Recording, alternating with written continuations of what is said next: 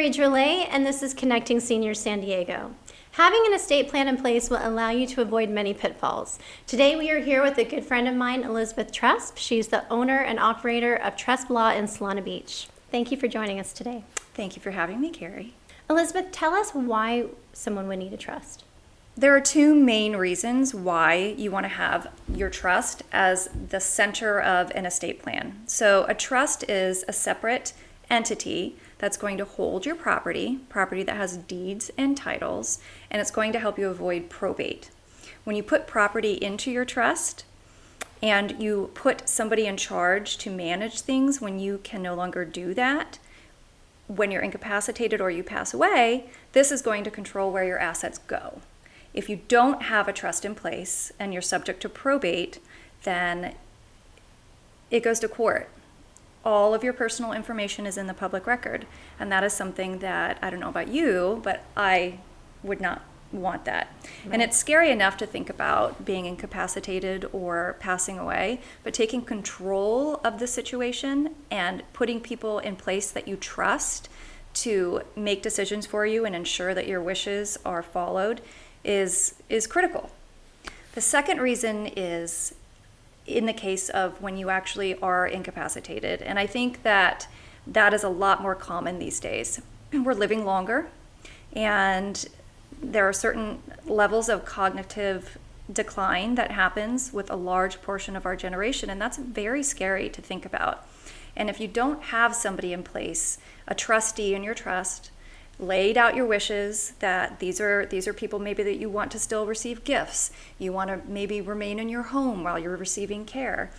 If you don't have those types of things in place and you lose your ability to make financial decisions for yourself, it's going to court again. It's a conservatorship. Having documentation when you were fully able to make decisions for yourself that lays out what you want to happen in that circumstance does make it a lot easier for the family. Not just for financial decisions, but medical too. In your opinion, what do you think, or when do you think the best time to actually create a trust would be?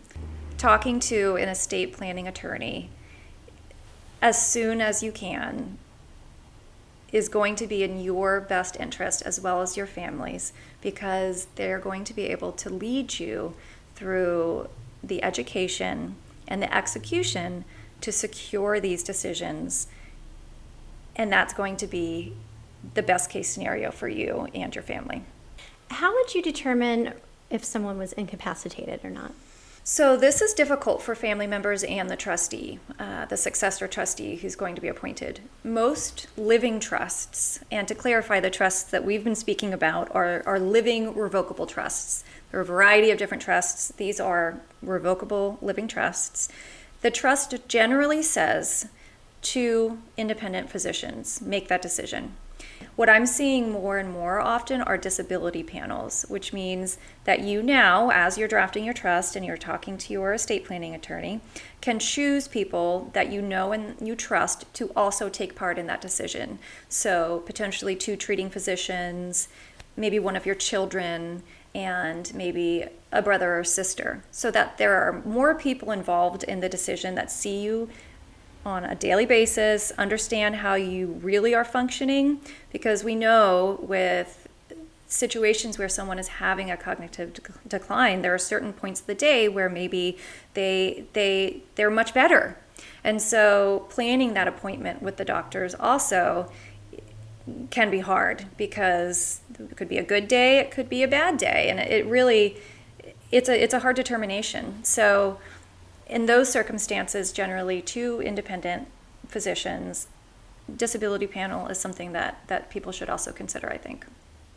And lastly, Elizabeth, how often do you suggest that someone update their trust?